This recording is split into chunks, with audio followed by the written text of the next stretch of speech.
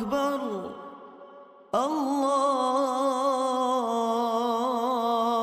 أكبر لا إله إلا الله والله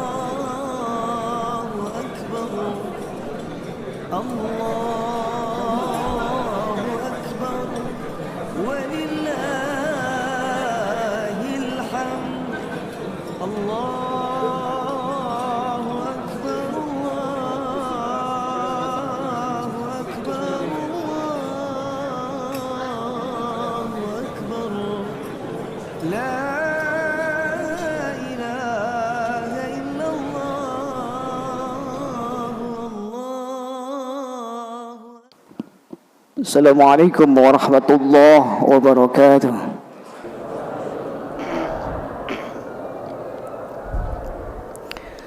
الله أكبر الله أكبر الله أكبر الله أكبر الله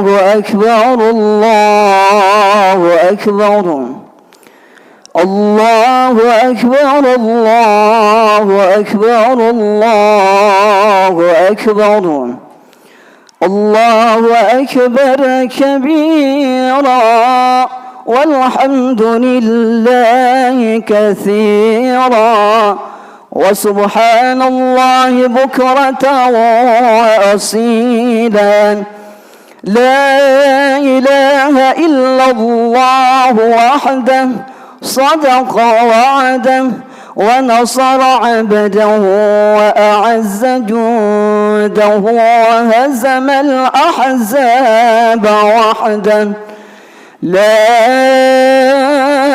إله إلا الله والله أكبر الله أكبر ولله الحمد. الحمد لله الذي اصطفى إبراهيم عليه السلام خليلا وجعله للناس إماما إنه كان صديقا نبيا أشهد أن لا إله إلا الله وحده لا شريك له الذي لم يتخذ صاحبه ولا ولدا وأشهد أن محمدا عبده ورسوله المبعوث بشيرا ونذيرا وصلى الله على هذا النبي الكريم سيدنا محمد وعلى آله وأصحابه بكرة وأصيلا وسلم تسليما كثيرا. أما بعد فيا أيها الناس رحمكم الله اتقوا الله وأطيعوه لعلكم ترحمون واعلموا أن يومكم يوم عيد الأكبر قد رفع الله قدره وأظهره وسماه يوم الحج الأكبر وأن الله تعالى ابتلى خليله عليه السلام فيه حيث أمره بذبح ولده فامتثل أمره فيه ولذا سمي يوم النحر. Kalimat takbir yang bermaknakan Allah Maha Besar benar-benar terasa, terdengar oleh kita di pagi hari ini. Kita bisa tersenyum, bahagia bersama-sama karena bisa melangkahkan kaki kita, mengayunkan tangan kita, menggerakkan badan kita, berangkat ke masjid ini untuk melaksanakan sholat Idul Adha. Maka kita kumandangkan kalimat takbir sebagai pengingat bahwa kita begitu sangat amat lemah, sangat tidak berdaya tanpa pertolongan Allah, dan tidak ada yang tidak mungkin dengan seizin Allah. Berapa banyak saudara kita yang kelihatannya sehat, badannya segar bugar, tapi terdengar kematiannya. Padahal mereka ingin sekali bertemu dengan hari raya Idul Adha. Tapi itulah, manusia hanya punya rencana, manusia hanya punya angan-angan. Allah yang menentukan, Allah yang merencanakan. Tapi terkadang dengan sombongnya manusia ini punya rasa kuat. Manusia ini punya rasa hebat. Manusia ini punya rasa segalanya lebih mulia daripada yang lain.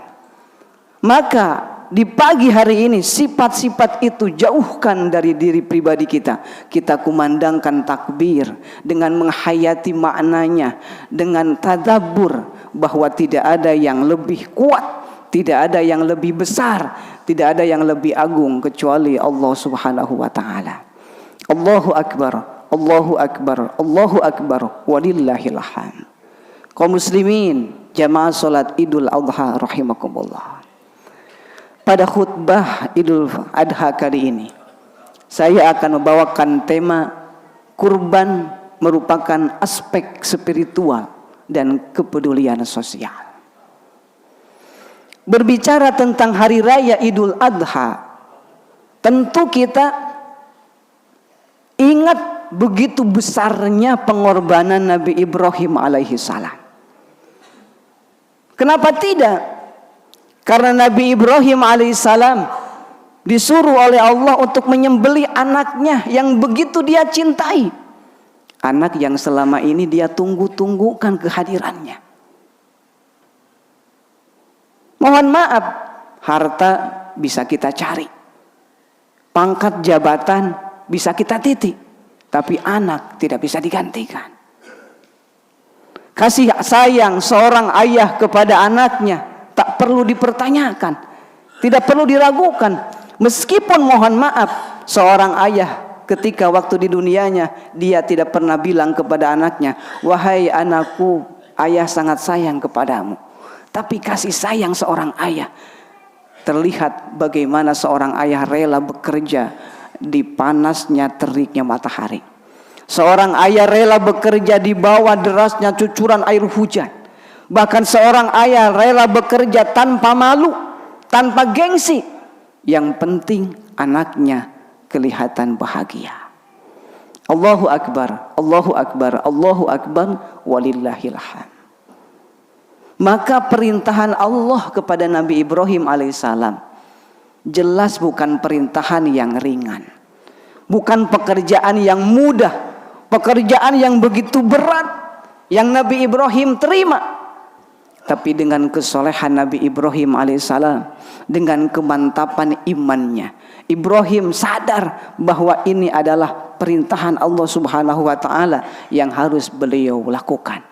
Maka Ibrahim bertanya kepada anaknya, "Ya bunayya, inni ara fil manam anni adzbahuka fanzur madza tara." Wahai anakku, kata Ibrahim, di dalam mimpi aku diperintahkan untuk menyembelihmu. Panzur madza tara, silahkan engkau pikirkan tentang mimpi ini. Begitu bijaksananya seorang ayah kepada anaknya. Ditanya dulu anaknya. Para ulama berbeda pendapat dalam menafsirkan ini. Ada yang menyatakan bahwa waktu itu Nabi Ismail baru umur 7 tahun. Ada sebagian ulama yang menjelaskan baru 13 tahun. Tapi tentu Nabi Ismail tidak seperti anak sebayanya. Nabi Ismail tidak seperti anak seusianya.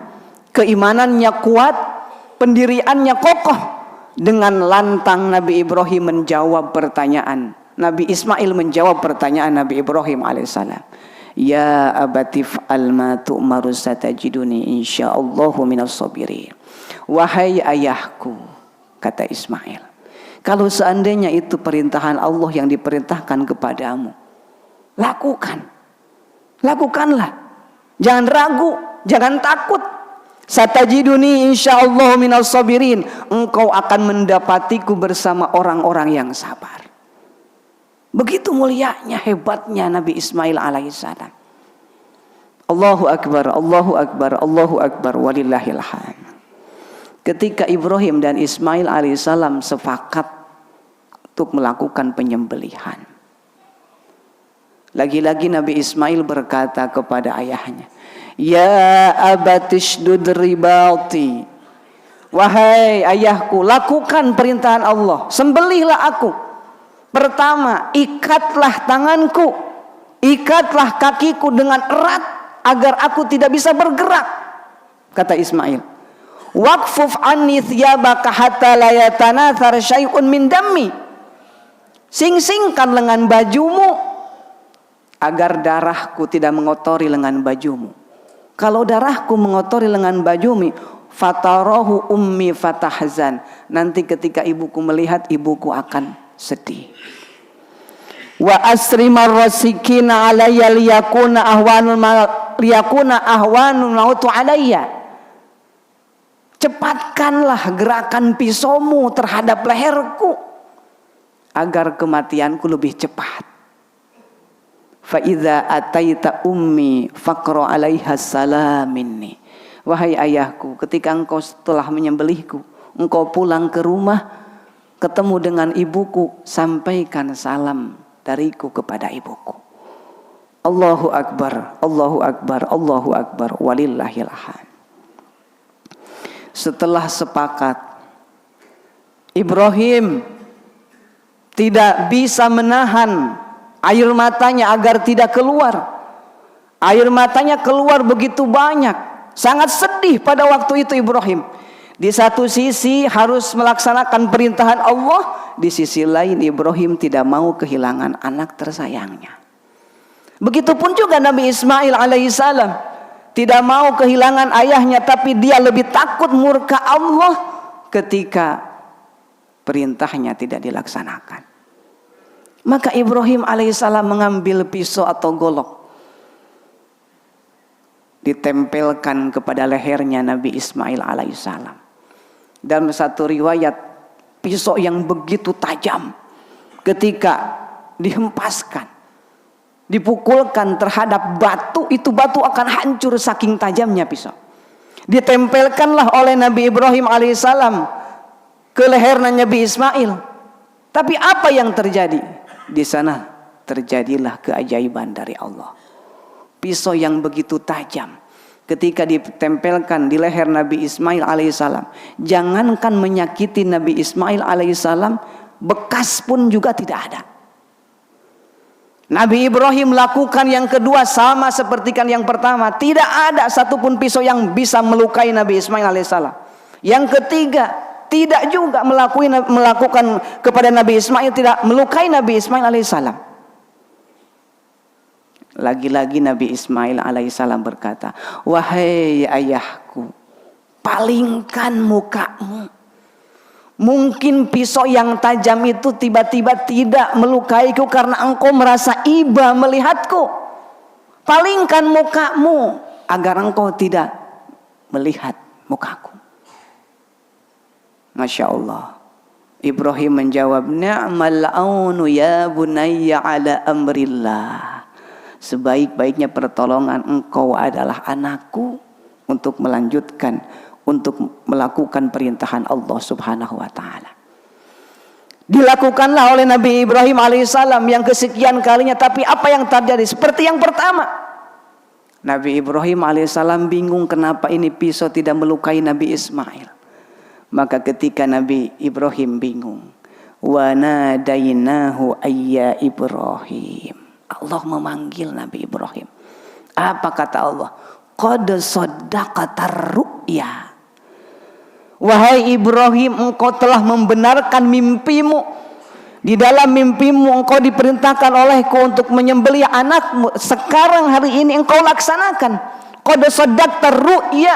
Benar itu mimpimu. Tapi kenapa pisaunya sampai tidak melukai Nabi Ismail alaihissalam? Inna kadzalika najzil muhsinin, kata Allah. Karena engkau sudah melakukan kebaikan, engkau sudah mentaati perintahku, maka inilah balasanku kepada orang-orang yang melakukan kebaikan. Inna hadza lahuwal bala'ul mubin. Yakin ini adalah perintahan yang begitu berat kepadamu Nabi Ibrahim. Wa fadainahu bidzibhin azim. Allah gantikan Ismail dengan sembelihan yang lebih besar. Wa tarakna alaihi fil akhirin. Ini yang harus kita garis bawahi. Wa tarakna alaihi fil akhirin. Perintahan itu berhenti sudah sampai Nabi Ibrahim alaihissalam. Yang lain tidak diperintahkan seperti kan itu. Allahu Akbar, Allahu Akbar, Allahu Akbar, walillahil hamd. Kaum muslimin, jamaah salat Idul Adha rahimakumullah. Dari kisah perjalanan Nabi Ibrahim dan Ismail alaihissalam, setidaknya ada 3 hikmah yang bisa kita petik. 3 hikmah yang bisa kita ambil. Ini pokok dari khutbah Idul Adha. Pertama, dari kisah Nabi Ibrahim alaihissalam bisa kita ambil hikmahnya. Pertama, bahwa ketika kita beragama maka kita harus berani berkorban. Kita sudah janji kepada Allah, raditu billahi robba wa bil islam madina. Islam itu agamaku. Maka ketika kita beragama harus berani berkorban. Nabi Ibrahim alaihissalam berani berkorban demi agama. Disuruh untuk menyembelih anaknya, Ibrahim lakukan begitu berat. Begitupun juga dengan kita. Memang kita tidak sehebat seperti Nabi Ibrahim, tidak sepandai seperti Nabi Ibrahim, tidak sesoleh seperti Nabi Ibrahim. Tapi ingat, kita mempunyai kesamaan dengan Nabi Ibrahim, yaitu wajib mentaati segala aturan yang diperintahkan oleh Allah kepada kita. Ini hikmah yang bisa kita petik. Ketika beragama kita harus berani berkorban. Allah tidak memerintahkan kepada kita untuk menyembelih anak kita, tapi Allah memerintahkan kepada kita untuk kita berani berkorban di setiap harinya minimal 5 menit untuk melaksanakan sholat yang 5 waktu. Allah tidak memerintahkan kepada kita untuk menyembelih anak kita, tapi Allah memerintah kepada kita untuk berkorban minimal 1 pekan sekali kita melaksanakan sholat Jumat. Allah merintah kepada kita agar kita berani berkorban. Setidaknya setahun sekali ketika sudah mencapai nisab, keluarkan zakatnya 2,5%. Kita harus berani berkorban untuk itu. Coba kalau seandainya perintah yang Ibrahim terima lanjut kepada kita, bagaimana dengan kita? Allah tidak meminta itu. Allah hanya meminta kita untuk berkorban, luangkan waktu kita untuk melaksanakan sholat 5 waktu setiap hari dan malam, melaksanakan sholat Jumat, mengeluarkan zakat fitrah 2,5% atau zakat mal. Tapi apa yang terjadi? Kita sebagai manusia begitu bodohnya, begitu sombongnya.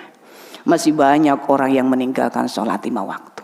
Masih banyak orang yang meninggalkan sholat Jumat. Masih banyak orang yang berat untuk mengeluarkan zakatnya 2,5%. Tidak semua dari harta kita. Maka ya Rob, pada hari yang mulia ini kita berdoa, ya Rob, ampuni segala dosa kami ya Rob. Ampuni kesalahan kami ya Rob. Kami bukan ahli surga, tapi kami tidak mampu untuk masuk ke dalam neraka. Allahu Akbar, Allahu Akbar, Allahu Akbar, walillahil hamd. Kaum muslimin, jamaah salat Idul Adha rahimakumullah. Hikmah yang kedua dari kisah Nabi Ibrahim yang harus kita perhatikan adalah pentingnya menanamkan ilmu agama terhadap anak kita. Memang zaman sekarang menanamkan ilmu agama terhadap anak itu susahnya minta ampun. Beda ketika disuruh main, ketika disuruh main bola, ketika disuruh belajar yang lain, anak gampang. Tapi ketika disuruh belajar agama, disuruh ngaji, disuruh sholat, susahnya minta ampun. Tapi kita sebagai orang tua wajib menanamkan ilmu agama terhadap anak kita, meskipun susah hanya minta ampun. Tapi yakin, jamaah rahimakumullah, suatu saat anak kita akan mengucapkan terima kasih kepada kita. Mungkin sekarang disuruh sholat anak kita nangis, disuruh ngaji tidak mau, disuruh belajar tidak mau, dipaksa terus, dipaksa di lobi terus dipaksa. Nanti ketika dewasa dia akan sadar, akan mengucapkan terima kasih kepada kita bahwa kita sudah menanamkan nilai agama di dalam dirinya. Begitupun juga dengan kita sebagai orang tua, di mana ada saatnya orang tua tidak bangga dengan harta sang anak, orang tua tidak bahagia dengan jabatan sang anak, orang tua tidak bahagia dengan apapun yang dicapaikan oleh anaknya. Tapi suatu saat orang tua akan bahagia ketika lihat anaknya di sela-sela kesibukan bekerja, dia masih melaksanakan sholat. Ketika di sela-sela kesibukan bekerja, dia masih berani menyempatkan waktu membaca Al-Quran. Di sela-sela kesibukannya dia bekerja, dia masih menyempatkan waktu untuk bersilaturahmi, datang ke rumah kita sebagai orang tua. Itu adalah akan menjadikan suatu kebanggaan bagi kita. Allahu Akbar, Allahu Akbar, Allahu Akbar, walillahil hamd. Hikmah yang ketiga dari perjalanan kisah Nabi Ibrahim alaihissalam. Ketika kita berkorban, berkorbanlah karena Allah. Ketika kita punya harapan, gantungkan harapan kita kepada Allah. Mohon maaf, kita bekerja sekarang dengan susahnya, dengan harapan ketika pensiun nanti kita banyak harta. Ternyata ketika pensiun kita sakit-sakitan. Harta yang banyak kita tidak nikmati karena kita sakit. Sekarang kita jor-joran menyekolahkan anak dengan tinggi, masukkan ke pondok pesantren dengan berharap anak akan membalas budi kepada kita. Tapi apa yang terjadi? Ternyata ketika anak kita sudah nikah, dia meninggalkan kita. Dia hidup berumah tangga dengan istrinya, dengan anaknya. Maka ketika kita berkorban, ketika kita berharap, gantungkan harapan kita kepada Allah. Dengan berdoa, dengan ikhtiar yang baik, pasti Allah akan memberikan kehidupan yang baik bagi kita. Meskipun kadang yang ditakdirkan kepada kita kadang tidak baik menurut kita, tapi itu adalah takdir yang terbaik dari Allah Subhanahu wa taala. Allahu Akbar, Allahu Akbar, Allahu Akbar, walillahil hamd. Kaum muslimin, jamaah salat Idul Adha rahimakumullah. Itulah khutbah Idul Adha yang bisa saya sampaikan. Ada 3 poin dari kisah ini. Pertama, kita berani berkorban untuk agama. Kedua, pentingnya menanamkan nilai agama kepada anak kita. Begitu kuatnya Nabi Ismail memberikan keyakinan kepada Nabi Ibrahim agar perintahan Allah dilaksanakan. Coba kalau Ibrahim sudah siap, Ismail tidak siap. Begitu pentingnya menanamkan nilai agama kepada anak kita. Yang ketiga, gantungkan harapan kita kepada Allah. Maka mudah-mudahan hikmah yang diambil dari perjalanan kisah Nabi Ibrahim dan Ismail salam, 3 hikmah ini bisa kita implementasikan dalam kehidupan sehari-hari. Dan mudah-mudahan kita berdoa pada hari ini, orang yang berkorban, mudah-mudahan Allah terima kurbannya. Dan bagi kita yang belum sempat, belum punya rizki untuk berkurban tahun ini, semoga tahun depan Allah masih memberikan kita umur yang panjang sehingga bisa berkurban kepada Allah Subhanahu wa taala. Amin ya Allah ya rabbal alamin. Barakallahu li wa lakum fil Qur'anil azim wa nafa'ani wa iyyakum bima fihi minal ayati wa dzikril hakim wa taqabbala minni wa minkum tilawatahu innahu huwas samiul alim. Allahumma salli ala sayyidina Muhammad wa ala ali sayyidina